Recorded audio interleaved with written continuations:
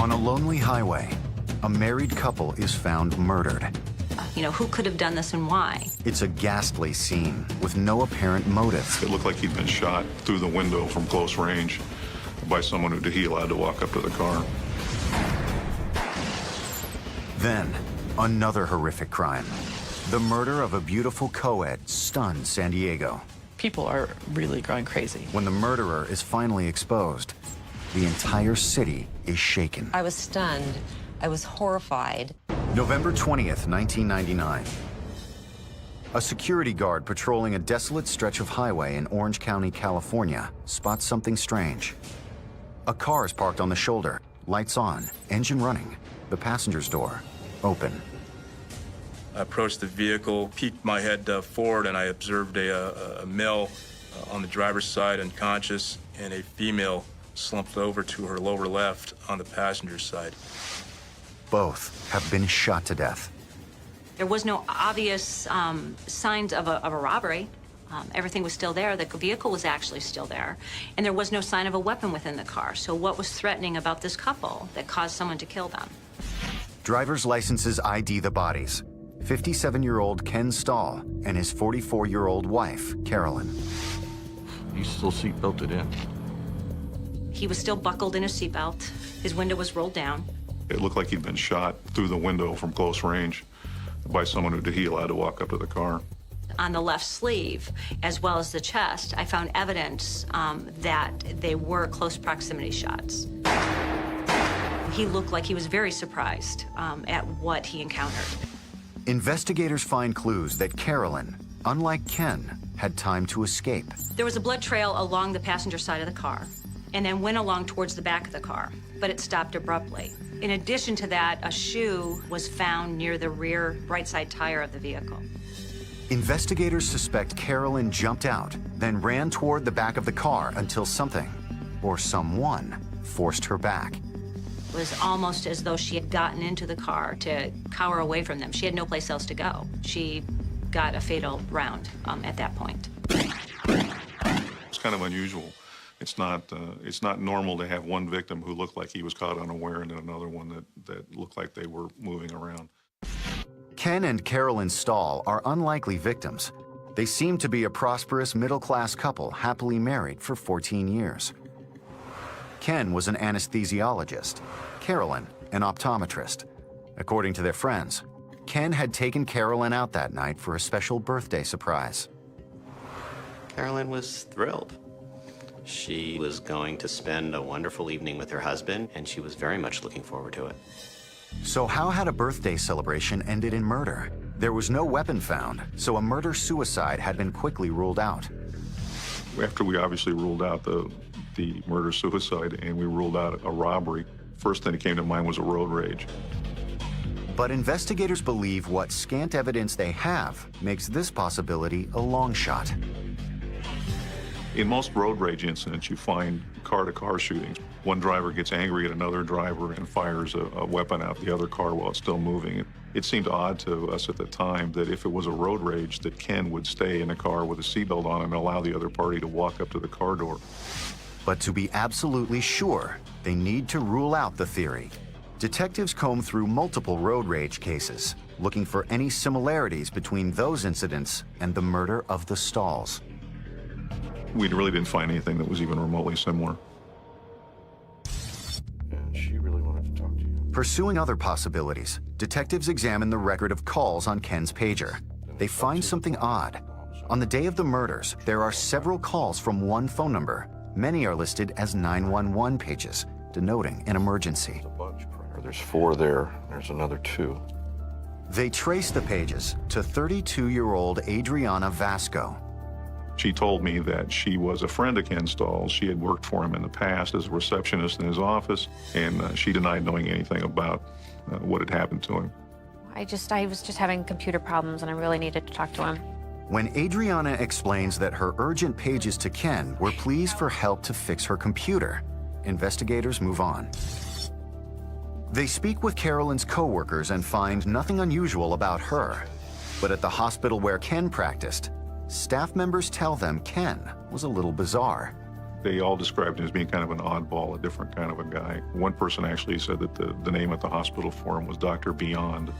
Other coworkers say that Ken was far from the ideal husband he appeared to be.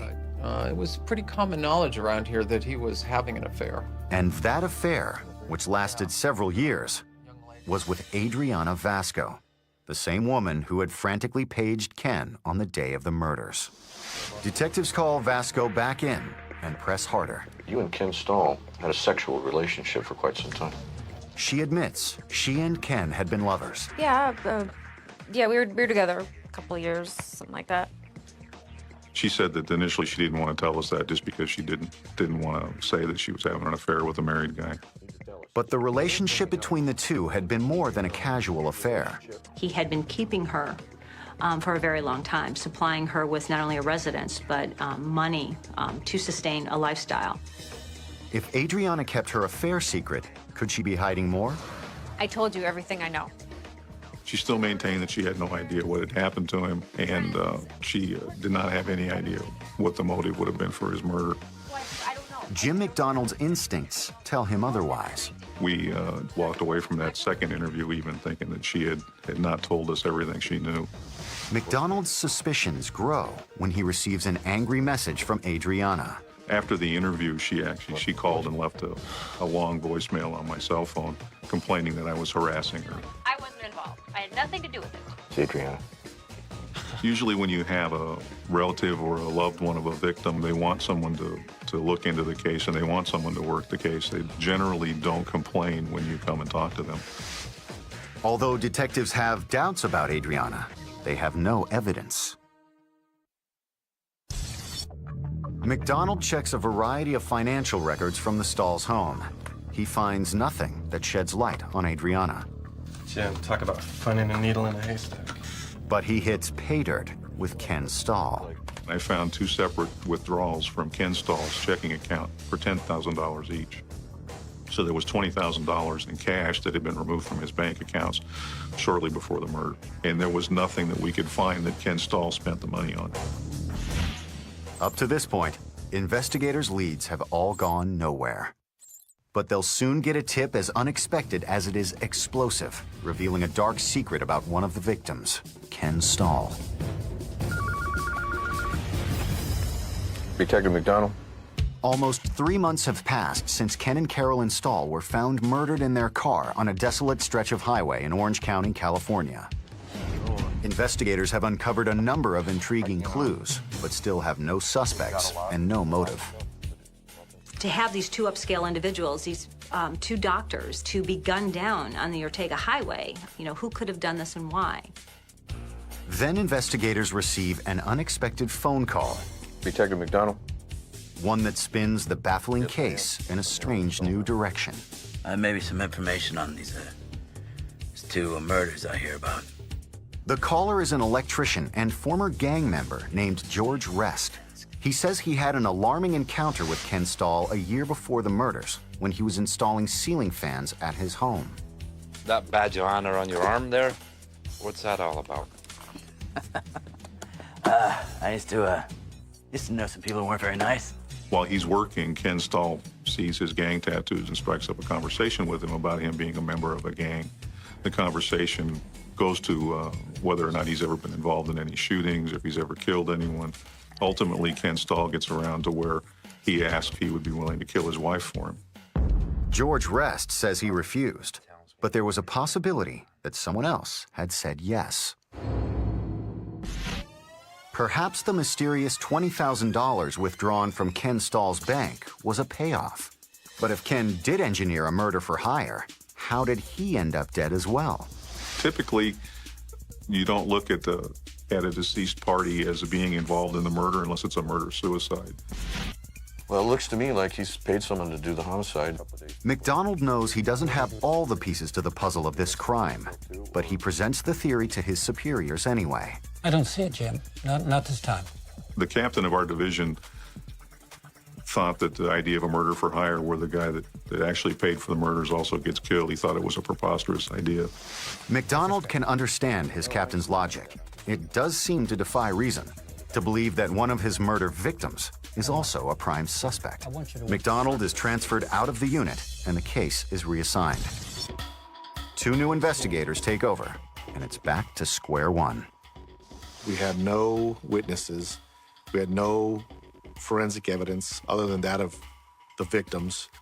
We had very little physical evidence. As the new investigators dig deeper into the files, however, they spot several items that simply don't add up. The very first one that popped out that was like a red beacon was Adriana Vasco. Villalobos, like investigators before him, believes Ken Stahl's longtime mistress knows more than she's telling.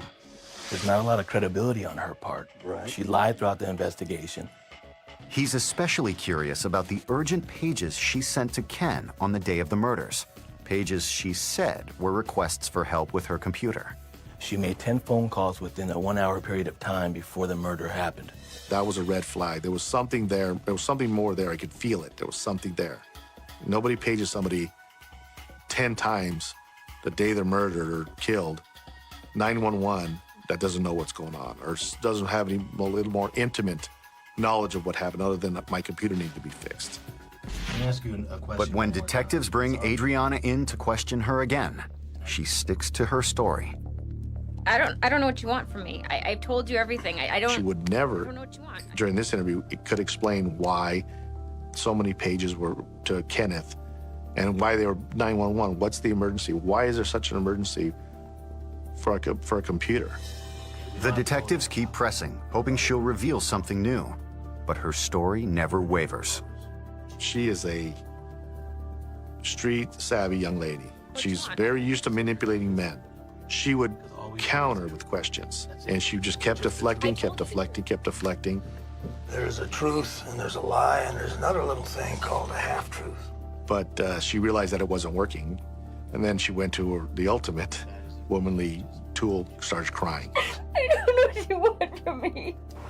Investigators suspect Adriana might have killed Carolyn Stahl to have Ken all to herself. But if that's true, how did Ken also end up dead? We pushed her as far as we could push her, and then we backed away. But we knew she was going to be the key to solving this case if we could just get her to tell us what was going on. Adriana appears so distraught that, under the guise of concern, investigators follow her home, claiming it's for her safety. But Adriana doesn't lead them to her house. Instead, she goes to the home of Gregory Stewart, the father of her infant child. Detectives take an immediate interest in Stewart. See that? There's a good chance that he has an excellent motive for a murder because he's in a relationship with Adriana, but Adriana's still in a relationship with Ken Stahl. So we believe, what a prime suspect. Here's the new boyfriend, doesn't want the old boyfriend around, and certainly jealousy can be a motive. We want to thank you for coming in and talking to us by your own volition. When detectives bring Stewart in for questioning, however, he's very cooperative and has a solid alibi. He also tells them he and Adriana are no longer together. We immediately realized that he was not a suspect. But Stewart has some additional information. And me and Ken Stahl had a few drinks a while back. He says that over beers at a bar, Ken Stahl once made a shocking confession. I'll tell you something. She'll be the death of me. I gotta do something. Ken openly stated to him that Ken hated his wife and he needed help to take care of it. And they sat in his bar and discussed ways or means of killing Carolyn. She'll kill me. This thing is dry. It's a story eerily similar to the one George Rest told investigators. Is Ken Stahl simply an unhappy husband recklessly venting, or something worse? The story shores up the theory that the double killing was a murder for hire gone fatally wrong. Investigators take another look at Ken Stahl. Could one of the victims be the ultimate unusual suspect? The mastermind behind the murders? We don't normally look at the victims as suspects. I can't think of any case that I've worked where the victim turns out to be the suspect. But if Stahl was the mastermind, how did he end up dead? And who pulled the trigger? Investigators play a hunch. hoping Adriana Vasco's ex, Greg Stewart, may have some unique insight. Ultimately, we asked him, okay, if you were in our shoes, who would you be looking at? I just know she's hanging out with a new boyfriend. And Greg said, Adriana's new boyfriend. I've been around for some time, and that guy scares me. I'm like, who's that? They said, Tony. And Tony who? Tony Satin. And Tony's just a bad character. He just seems like a total gangbanger. Rough, tough, real bad attitude. Who doesn't care about anybody or anything. An ideal choice for a hitman. Tony Satin could very well be their killer. It was just like a light went on. Here it is. Here he is. You know, the guy we've been looking for, the suspicious character in this whole plot. From Stewart, detectives learned Satin had been the janitor at Vasco's apartment building. We didn't know who he was or anything about him other than he was a manager or worked as a janitor at the apartment complex that Adriana was living in Anaheim. But residents in the building had plenty to say about the couple. Tony Satin and Adriana Vasco went on a kind of a wild spending spree, real close to the time frame of the murders. You know, they're buying nice clothes, nice jewelry, throwing, you know, $2,000, $3,000 down, but before they didn't have any money. Detectives began to suspect they're spending the $20,000 Ken Stahl withdrew from the bank shortly before his death. Is it the payment for the hit? Then, apartment tenants tell them more. On the night of the murders, Satin went to a party and made a chilling boast, claiming to have just solved a vexing problem. He walks in and he goes, I took care of that. And then he takes a shell casing and he flicks it to one of the guys. There's a souvenir. Tony Satin becomes detectives' prime suspect. But when they run his name through state and federal databases, they discover his identity is a fake. Worse, he's long gone. Satin disappeared months ago, right after the murders. To find him, investigators pressure a hostile Adriana Vasco. Once again, she denies any involvement with the murder. Did you know someone was going to kill Ken or Caroline? No. But a test using a computer voice stress analyzer, a type of lie detector, says she is lying. Right away, she started her tears and her emotional distress and everything once again. And then we hit her with Tony Satin. Who is Tony Satin?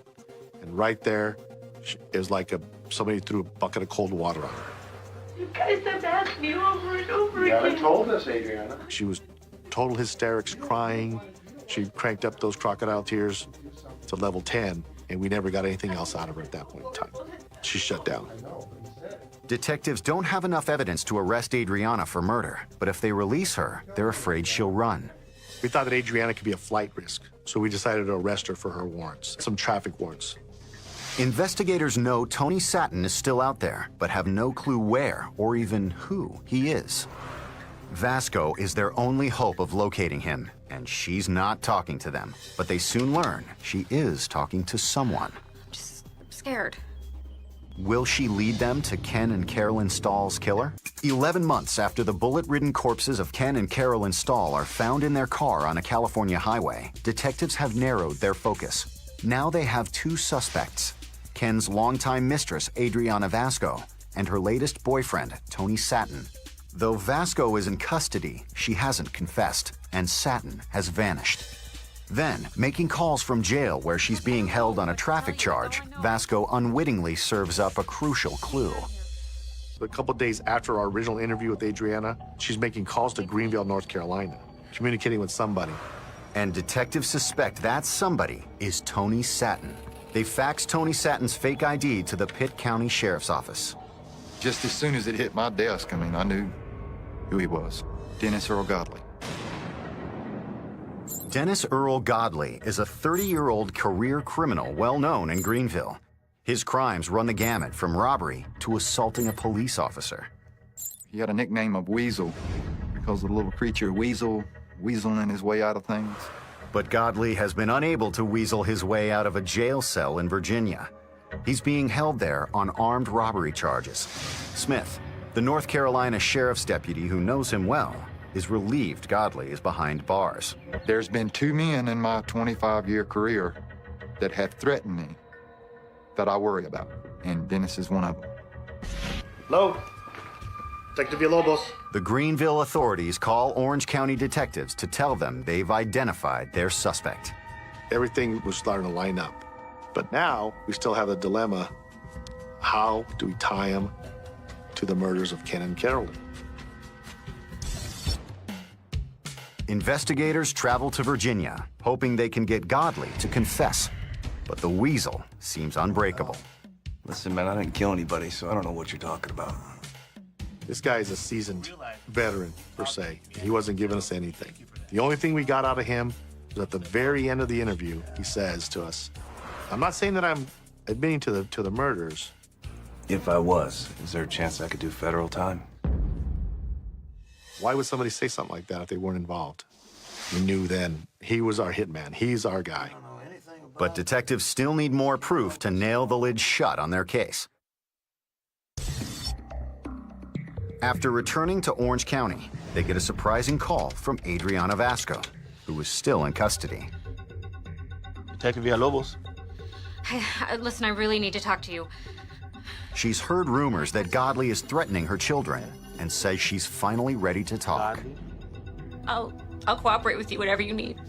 We didn't know what to expect. Well, what she gave us was a complete confession. Ken Stahl gave us $20,000. He wanted Carolyn dead. Adriana Vasco breaks the case wide open. She confirms their suspicions. Ken Stahl, the most unusual suspect anyone could imagine, was in fact responsible for the deaths of both his wife Carolyn and himself. Ken paid for his own murder. Authorities can now put all the pieces of the puzzle together. Ken tires of his marriage to Carolyn. He wants her dead. He asks Adriana Vasco for help.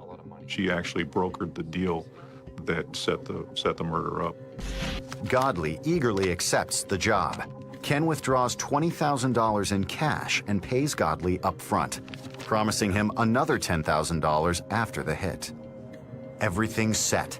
Then, just hours before the murders, Vasco has second thoughts. That was what those 911 calls were the day of the murders. We're telling her to stop, stop, stop, don't do it, don't do it, don't do it. But Ken proceeds with the plan. He promises Carolyn a big surprise for the night of her birthday, a veiled reference to his plot to murder her. She didn't know what this was supposed to be, but Ken had told her it was going to be a birthday like none other. After the birthday celebration, Ken drives Carolyn out to the Ortega Highway. Adriana Vasco and Godley follow in their own car, Vasco at the wheel. Ken stops at the designated murder site. In the other car, Adriana passes him. They made a U-turn and parked like kind of on the other side of the road. Godley came out and walked to the car. As Godley approaches, posing as a good Samaritan, Ken rolls down his window. Then, without warning, Dennis Godley shoots Ken Stahl point blank. Dennis, got rid of a witness. He didn't have to wait around for the check to come. He already had money in the bank. Godley then shoots Carolyn, but only wounds her. While he reloads, she leaps from the car, trying to escape. She loses her shoe near the rear bumper. Godley resumes firing. Terrified, she dives back into the car to take cover. And then Dennis comes up and boom, boom, last two shots. For just $20,000, 2 lives were taken, including the life of the man who paid for it all. In 2002, Adriana Vasco is tried and convicted of both murders. At trial, she begs family members for forgiveness. Forgive me for all the pain that you've gone through.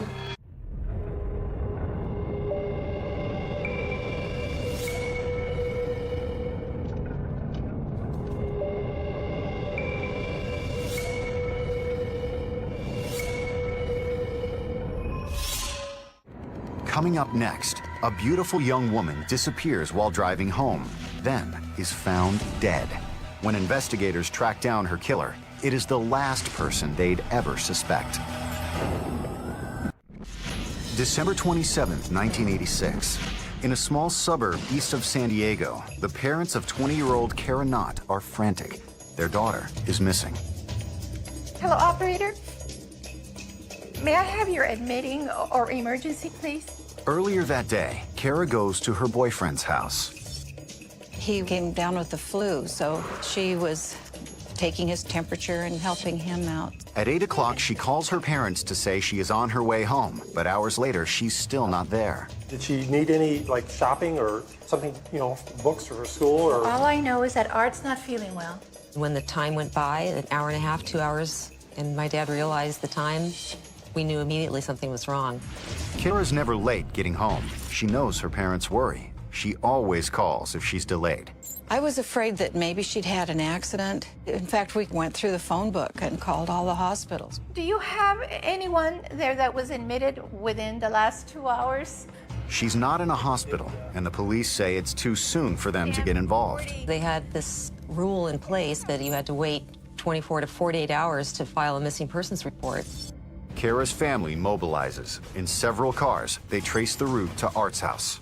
We searched every off-ramp, every freeway. We searched all night long. Around 7 a.m., Cynthia and her husband come upon an unfinished and isolated off-ramp at Mercy Road. We went around the barricades, and it was nearly a mile off the freeway. There was a cul-de-sac, and her car was sitting there. The driver's window is down. The keys are in the ignition. Her purse is on the seat. But Kara's not there. It was nauseating because I knew something terrible had happened. Police search the area. Then finally, in a nearby ravine, they find Kara's lifeless body. She's been thrown from a bridge 75 feet above. We found a blonde hair on the railing of the bridge that gives us an indication as to where she was pushed over. But the fall isn't what killed her. They quickly determined that she was dead before she was thrown off that bridge. Kara was strangled with a rope, and there are other signs of an attack. There was a contusion across her forehead that looked like she had been struck by something. The crime scene evidence is slim. A few blood drops on one of Kara's boots that may be the killer's. So that's the best evidence we got so far. A receipt from a nearby gas station, and some tire tracks on the bridge. As if a car had come to a sliding stop in this kind of sandy dirt on top of the bridge. But most of this evidence doesn't help detectives. They have a blood type, but there's no such thing as DNA testing yet, and no computer database of tire treads. Only the gas receipt offers hope of finding a suspect. Maybe somebody climbed in her back seat while she's out pumping gas and took control of her after she left the gas station. Investigators question the attendant on duty that night. Hey, that's the girl in the news, right? Mm-hmm. Do you notice anything strange about her behavior? Anything that you found sort of odd? He remembers seeing Kara alone in her car around 8:30. You know, it told us she went from her boyfriend's house to the Chevron station, so that gave us a little bit of a timeline to work with. I don't understand it. I mean, well, we know she was alone. Kara wasn't sexually assaulted or robbed, so detectives question what the motive could be, especially since Kara doesn't seem to have an enemy in the world. She was the nice girl in the class, the one that always said hi to you in the hallway, who laughed easily. She was blonde, she was athletic, she was smart. Investigators start with those closest to Kara.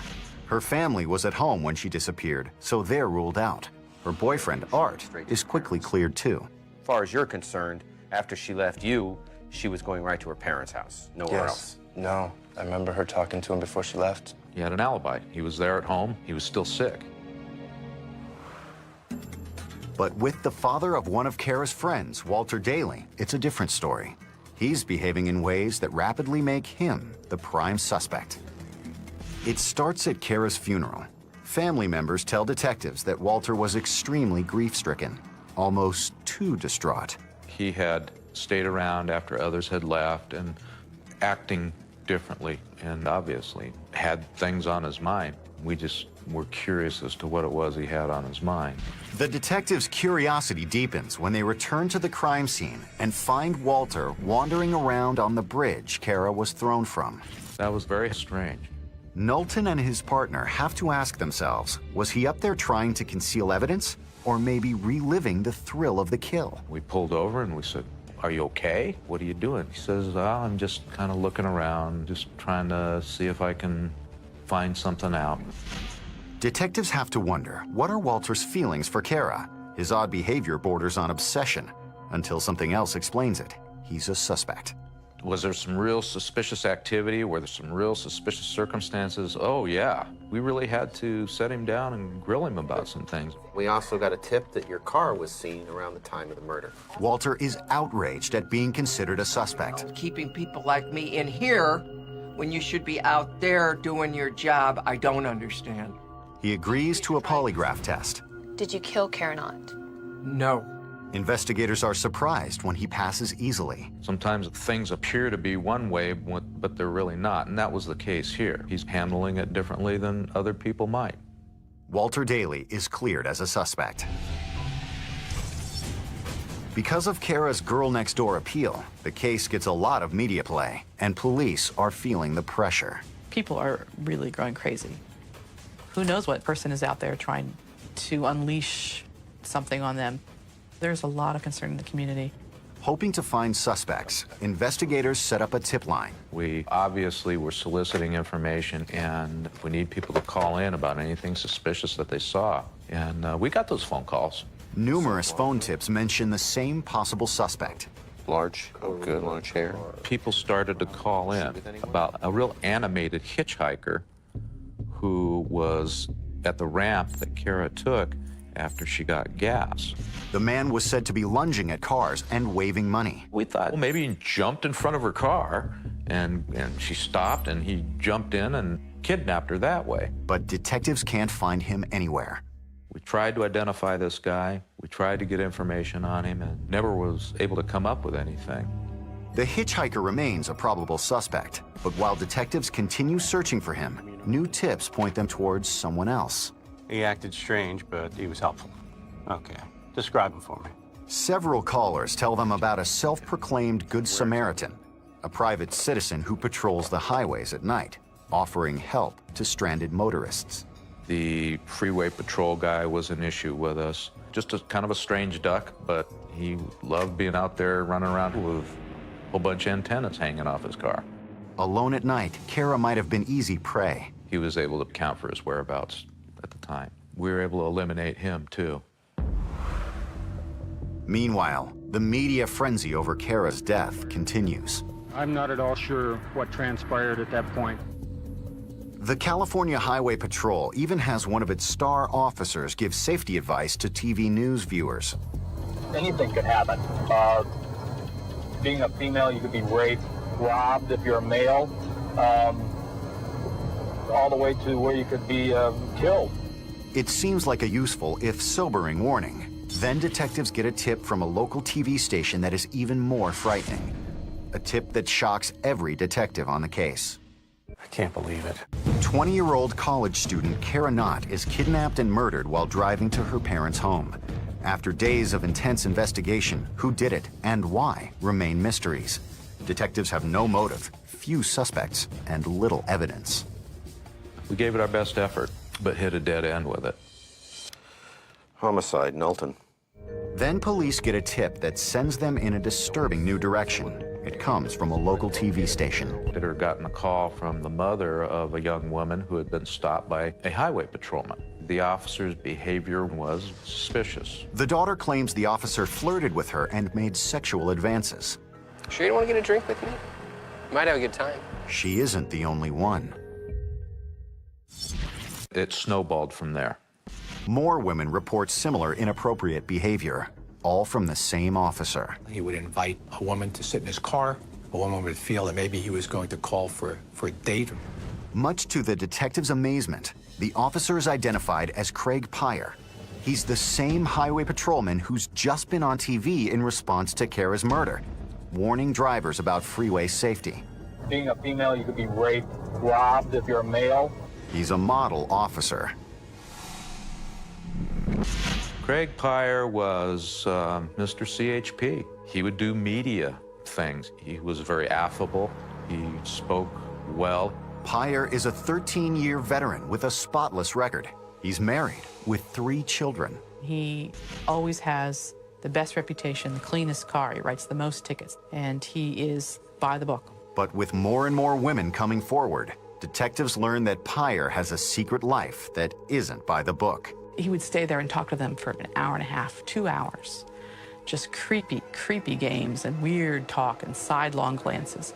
A lot of them were quite spooked. Even more concerning, most of the women were pulled over on Mercy Road, the same spot Kara Knott's body was found.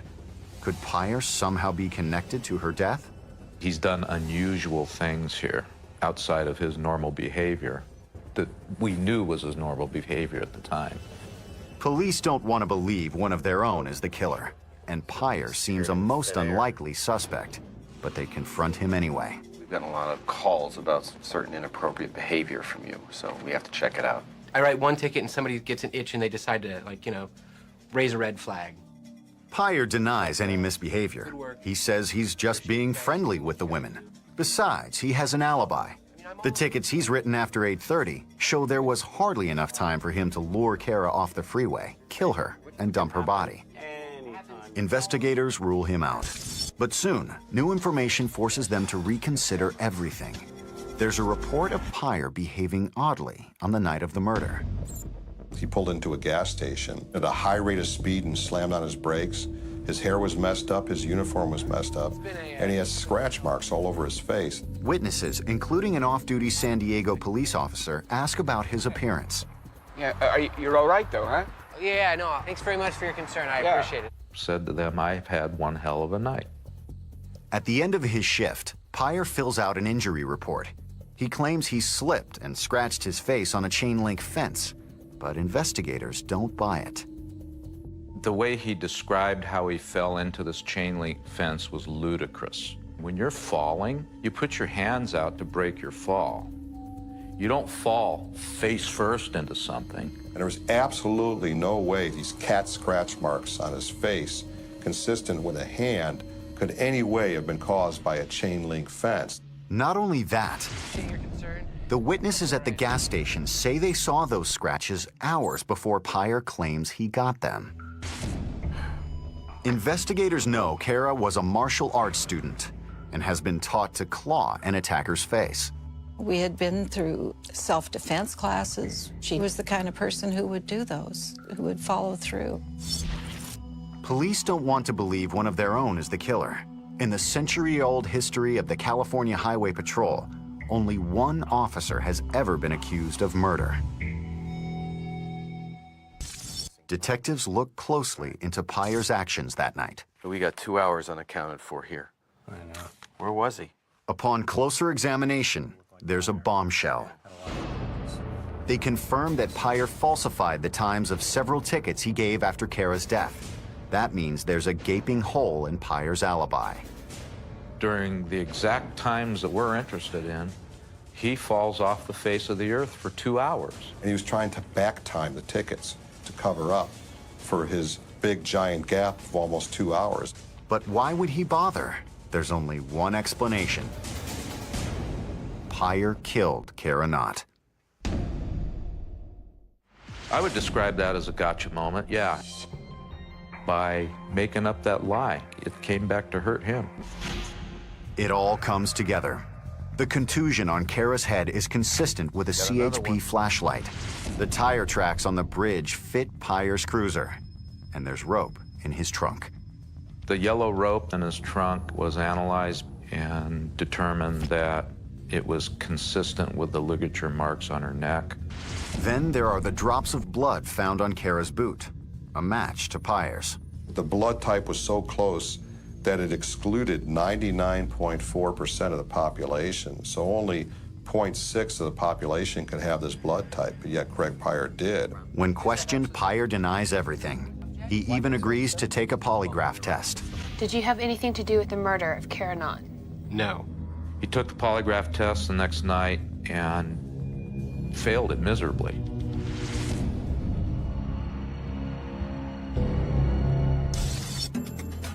Their next step is clear. Detectives arrest Craig Pyre for the murder of Kara Knott. We've crossed a big hurdle. It's a big hurdle, and we're glad it's over. Pyre never admits to the crime, but investigators piece together a compelling picture of what they believe happened that night. At 8 p.m., Kara calls her parents and leaves for home.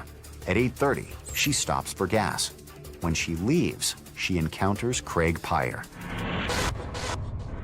Her car came to the same stoplight as Craig Pyer's vehicle did. Pyer spots Kara and follows her onto the freeway. The fact that she was young and blonde with long hair fit a pattern of behavior that Pyer had engaged in with many other women in the past. Pyer pulls her over using his loudspeaker. Driver, please pull off the freeway at Mercy Road. He directed her to go down to a cul-de-sac area that had been closed off, was inaccessible, and where you couldn't be seen from the highway. Pyer approaches the car and Kara rolls down her window. At some point, gets her out of the car. So what I'm gonna have you do is step out of the car for a second? Yeah. And as Kara started to look at her environment and became concerned, I'm in a canyon. I'm down here in a dark area. Yeah, it's a policeman that's with me, but this is a little creepy. This isn't quite right. Pyer reaches out and tries to touch her. And that was too much for her. Her defensive training kicked in, and she lashed out, and she scratched him in the face. And he backhanded her with his metal flashlight. He saw his future flash before his eyes. Once she went to law enforcement, they would uncover not only his behavior to her, but look for his behavior with all other women, and he would be done. Pyer sees no choice but to kill her. He strangled her. After she died, he panicked and retrieved a rope from his trunk, and he tied it around her neck, and then he dragged her body on the dirt and the pavement. He takes her body up to the old highway bridge. He throws her over into a ravine, assuming it will take days for someone to find her. And then he leaves. He gets out of there as fast as he can. Pyer's first trial in early 1988 ends with a hung jury. He's retried 3 months later and found guilty of first-degree murder.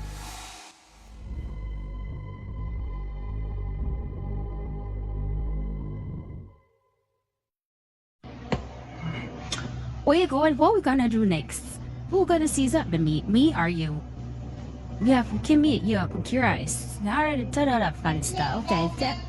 Okay. Well, a heartbroken mother speaking only to Fox 35 News about the death of her daughter and her granddaughter. The 20-year-old and her 1-year-old baby girl were found dead in a car in a parking lot in Orange County, September 9th, 2021. A parking lot in Orlando, Florida. Detectives approach a silver Volkswagen Jetta that's been sitting there for 2 days in the brutal heat. Windows fogged up, doors locked. Nobody's touched it. They pop the door open, and the smell hits them immediately.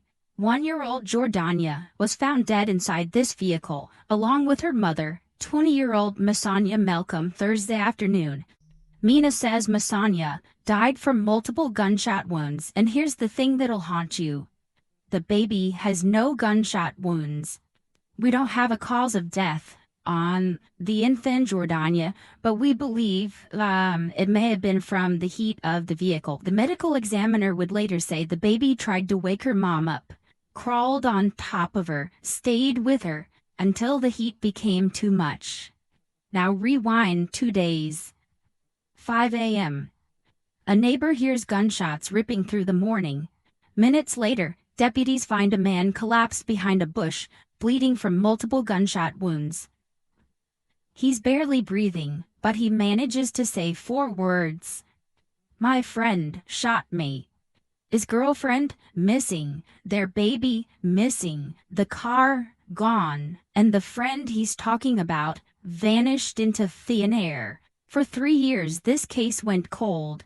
3 years of a grieving grandmother demanding justice. A grandchild, come on, cheese up, baby. Cheese up, baby. 3 years of wondering if he'd ever be caught then. A routine traffic stop in New Jersey. An officer runs a name through the system. And everything changes, but here's what nobody saw coming.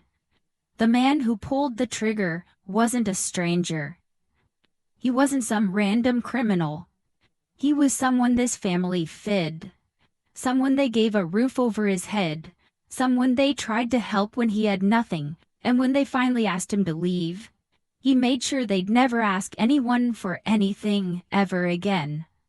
Welcome to Shadows of Crime, where we dig into the cases that'll keep you up at night. Hit that subscribe button, drop a like, and share this with someone who loves true crime as much as you do, and tell me in the comments, where are you watching from today? Alright, let's get into this.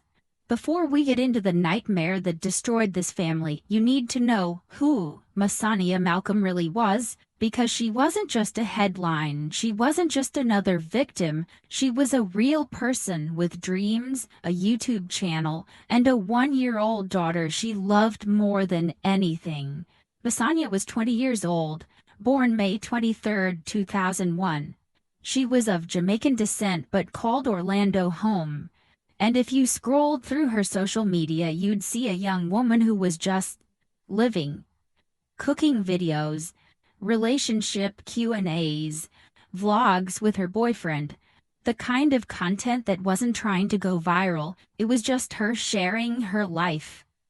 In one video, she's in the kitchen with her boyfriend filming a cooking vlog. Today, we'll be doing a story time on how we met / a little cooking vlog. We'll be cooking shrimp, chicken. So normally, what's the first thing we do when we are cook chicken, curry chicken? First thing what's the first thing we do if we cooking almost got up in meat. My first thing okay, so cut up in meat, ha. We've cooked up in meat here, like me cut up in meat. Alright, me cut up in meat. Masania wasn't famous. She didn't have millions of followers, but she had something more important. A tight-knit family. Her mom, LaToya Reed, described her as the center of her world, her only daughter. And Masania had given her the only granddaughter she'd ever have, baby Jordania. The three of them were close. Really close. The kind of bond where you don't need to explain yourself because they already know. LaToya would later say that her daughter and granddaughter meant the world to her, and you can hear it in her voice when she talks about them. Odd. I can never meet to see him again, never. My life is changed forever, never be to see it. That kind of love that doesn't fade, even after death. Now Masania's boyfriend, his name was never publicly released, probably to protect him from the media circus, was Jordania's father. They lived together in a 1-bedroom apartment on Lake Heritage Circle in Orlando. It wasn't fancy, but it was theirs. They were young, figuring life out, raising a baby, and trying to build something solid. And then there's this video. Someone asked Masania what her biggest fear was, and her answer will break you. To me, what's your biggest fear? Death. Like, who's not scared of death? Amadia are probably not scared of death, but I'm scared as fuck to die, cause like, worse, I have a kid, like, nobody gonna love her like me. Nobody gonna look out for her like me, so her biggest fear wasn't dying itself. It was leaving her daughter behind. It was the thought of Jordania growing up without her mother's love, without her protection. And the cruelest part of this whole story?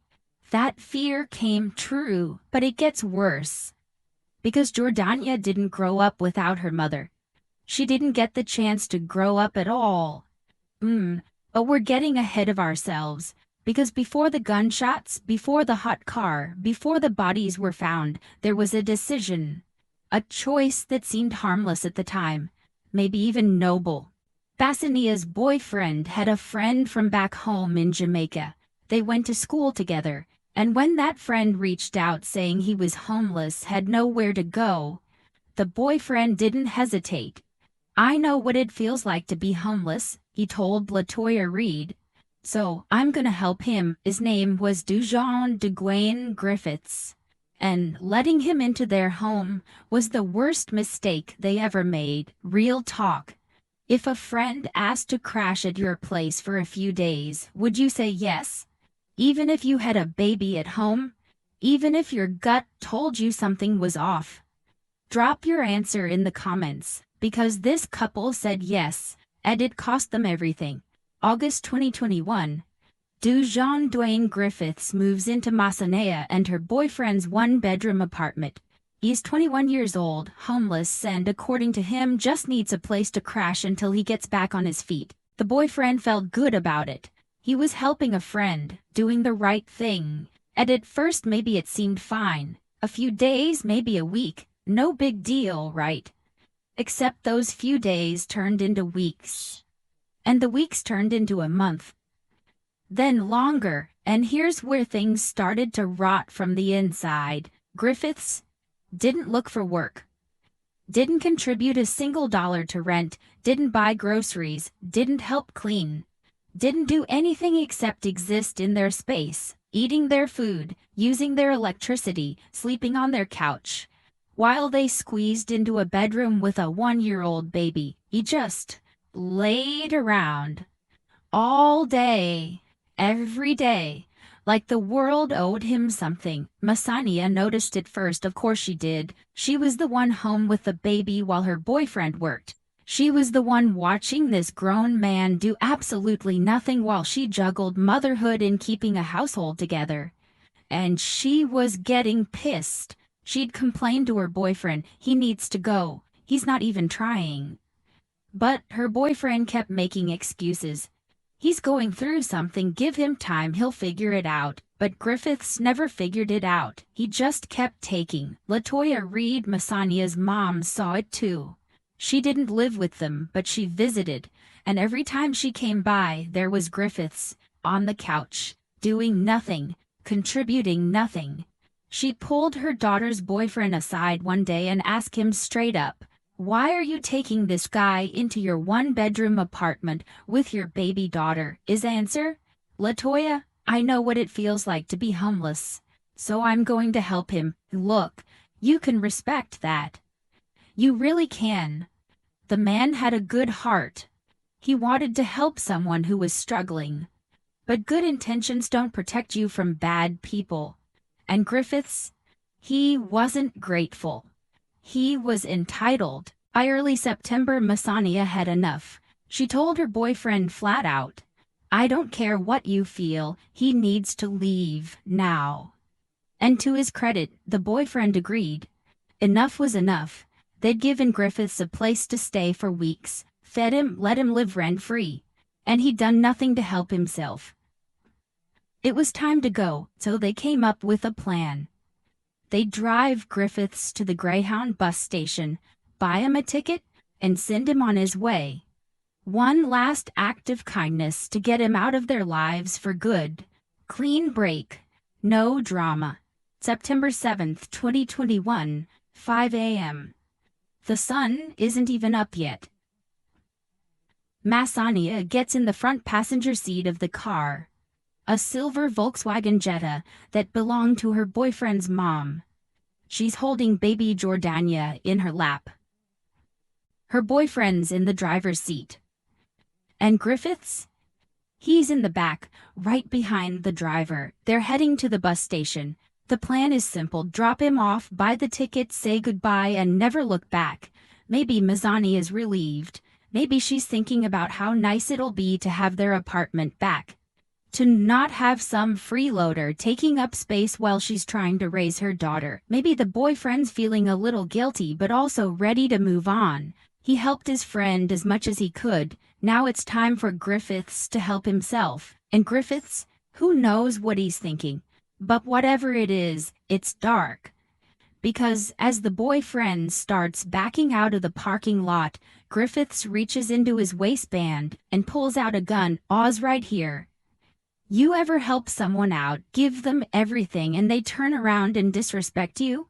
Maybe they didn't pull a gun, but they showed you who they really were. Drop a comment and tell me your story, because I guarantee someone reading this has been burned by someone they tried to help." The boyfriend doesn't see it coming. He's focused on backing out of the parking space, probably thinking about the drive to the bus station, maybe relieved this whole situation is finally over. Then he hears the click. Bang! The first shot hits him from behind. Then another, and another. Griffiths is firing from the back seat. aiming at the man who gave him a place to sleep, who fed him, who was literally driving him to safety. At that very moment, the boyfriend's survival instinct kicks in. He throws the car door open and stumbles out, blood already soaking through his shirt. He tries to run, but his legs aren't working right. Multiple bullets have torn through his body. Griffiths doesn't stop. He gets out of the car and keeps shooting, chasing him, hunting him. A neighbor wakes up to the sound. It was so loud, they'd tell reporters later. Just boom, boom, boom. I knew something terrible was happening. The boyfriend collapses behind a bush, trying to make himself small, trying to disappear. He's bleeding from multiple gunshot wounds, chest, back, arms. He can feel his life draining out of him, and all he can think about is Mezzania. And Jordania, still in that car. With him, Griffiths walks back to the Jetta, the engine's still running. Mezzania's in the passenger seat holding their baby, and here's what investigators believe happened next. Based on the evidence they found later, Griffiths gets back in the car. Maybe Mezzania screaming, maybe she's begging, maybe she's trying to shield Jordania with her body. We'll never know what her last words were, but we know what Griffiths did. He shot her.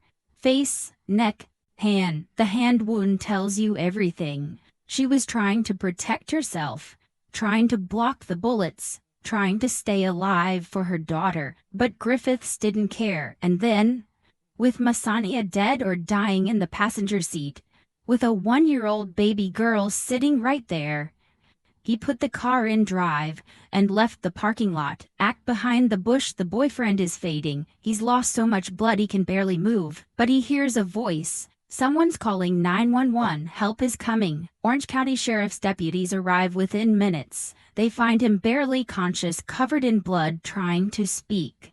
One of the deputies leans in close. Who did this to you? The boyfriend's voice is barely a whisper. 4 words, that's all he can manage. My friend shot me. Then he passes out. The paramedics rush him to the hospital.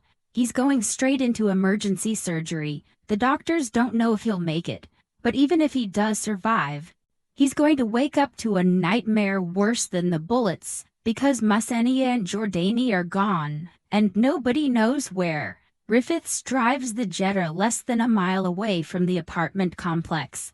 He pulls into another parking lot, this one on Lake Eleanor Drive.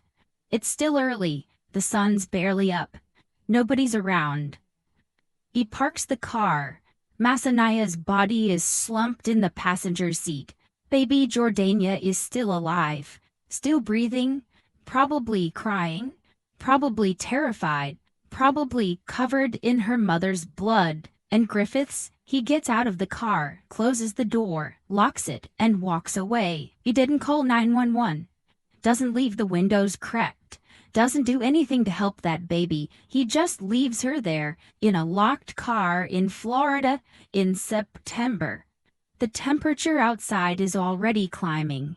Inside that car it's going to get worse, fast. Jordania's alone now, with her mother's body, in the heat, and she's 1 year old.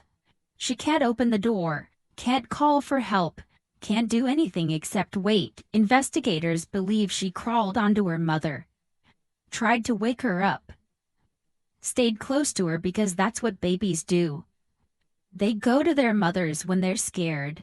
And as the hours passed, as the temperature inside that car climbed to 120, 130, 140 degrees, Jordania's little body couldn't take it anymore. She died there, on the floorboard, next to her mother, while Griffiths was out there somewhere, walking free. I need you to sit with that for a second. A 1-year-old baby, left to die in a hot car, after watching her mother get murdered. If that doesn't make your blood boil, I don't know what will. Comment below what punishment fits this crime. Because I've got my own thoughts, and they're not pretty. September 7th, 2021. The boyfriend is in surgery, fighting for his life. Doctors are pulling bullets out of his body, trying to stop the bleeding, trying to keep him alive. He's unconscious, intubated, barely hanging on. and nobody knows where Masani and Jordania are. The family starts calling. Masania's phone goes straight to voicemail. They try again and again. Nothing. LaToya Reed, Masania's mom, is calling both phones, her daughter's and her boyfriend's. No answer to both phones, she'd say later. I just kept calling and calling. Something's wrong. Everyone can feel it. September 9th, 2 full days after the shooting. Still no word from Masania. Still no sign of Jordania. The family's panic is turning into terror. They contact the Orange County Sheriff's Office and report them missing. Deputies head to the apartment on Lake Heritage Circle. They knock, no answer. They check the windows. Everything looks normal. No signs of forced entry, no blood, no struggle. The apartment's just empty. At this point, investigators are working with almost nothing. They've got a shooting victim in the hospital who can't talk, a missing mother and baby, and a car that's vanished. But then later that same day, the boyfriend wakes up. He's groggy, disoriented, tubes down his throat, machines beeping all around him. The doctors tell him he's lucky to be alive. Multiple gunshot wounds. He lost a dangerous amount of blood. But he made it, and the first thing he does when he's coherent enough, he tries to tell them what happened, but he can't speak. The intubation damaged his throat. His voice is gone. So a detective hands him a pen and paper. The boyfriend's hand is shaking, but he writes one name. Dujon Griffiths. The detective leans in. Is this the person who shot you? The boyfriend nods. Was Masania with you? Another nod. Was she shot too? The boyfriend's eyes fill with tears. He nods again. And your daughter? Jordania? He nods. And then he writes something else. Something that makes every detective in that room move faster. He took them. In the car. Now they've got a suspect. Now they've got a direction. The Orange County Sheriff's Office immediately puts out a warrant for Griffith's arrest. Attempted murder. But they still need to find Masania and Jordania, and they need to find them fast. The auto theft unit gets involved. The car, the silver Volkswagen Jetta, belongs to the boyfriend's mother, and it's got GPS tracking. They pull up the data, and there it is. A location. Lake Eleanor Drive. Less than a mile from the apartment. The car's been sitting there for 2 days. Detectives rush to the scene. It's a parking lot. Quiet. Nothing unusual. And there's the Jetta, parked in a corner spot. Windows fogged up. Doors locked. One of the deputies approaches the driver's side. He cups his hands against the glass and looks inside. And his stomach drops. There's a body in the passenger seat. A woman, slumped over. Blood everywhere. We've got a victim, he radios in. Female, gunshot wounds, not moving. They pop the locks and open the door. The smell hits them immediately. Death and heat mixed together in a way that makes even veteran cops gag. The temperature inside that car is unbearable. It's been baking in the Florida sun for 2 days. Masania Malcolm is dead. Gunshot wounds to the face, neck, and hand. Her body's been there the whole time, decomposing in the heat. But then one of the deputies looks down at the floorboard on the driver's side, and he sees her, baby Jordania, curled up, tiny, still, no gunshot wounds, no visible injuries. Just a little girl who'd been left in a hot car with her dead mother. The deputy checks for a pulse, already knowing what he's going to find. Nothing. She's gone. The medical examiner would later confirm it. Hyperthermia, heat exhaustion. Jordina had been alive when Griffiths left that car. She'd survived the shooting. But she couldn't survive the heat. Investigators believe she crawled to her mother, tried to wake her up, and when her mother didn't respond, she stayed there. Because where else would a baby go? She died alone, scared, in pain, next to the one person who had done anything to save her. And Griffiths? He was already gone, vanished, like he'd never existed at all. September 10th, 2021. Orange County Sheriff John Mina stands in front of a wall of cameras and reporters. His face is tight, angry. You can hear it in his voice when he speaks. Suspect allegedly left that baby to die in that car. Disgusting. That is truly an evil person, and whoever did that is going to have to pay for those crimes. The warrants are already issued. 2 counts of first-degree premeditated murder, 1 count of attempted murder. The sheriff's office puts up a $15,000 reward for information leading to his arrest. They plaster his face everywhere. News stations, social media, billboards. They tell the public, he's armed and dangerous. Do not approach. Dips start coming in. Someone thinks they saw him at a gas station. Another person swears he was on a bus heading north.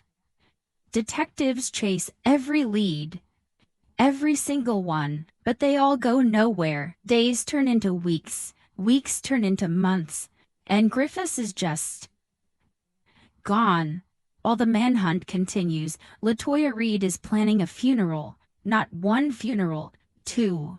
Mother and daughter. Together. She picks out a casket big enough for both of them, because she can't bear the thought of separating them. Not after what they went through. Not after Jordania spent her last moments trying to wake her mother up. The funeral is devastating. Friends, family, community members.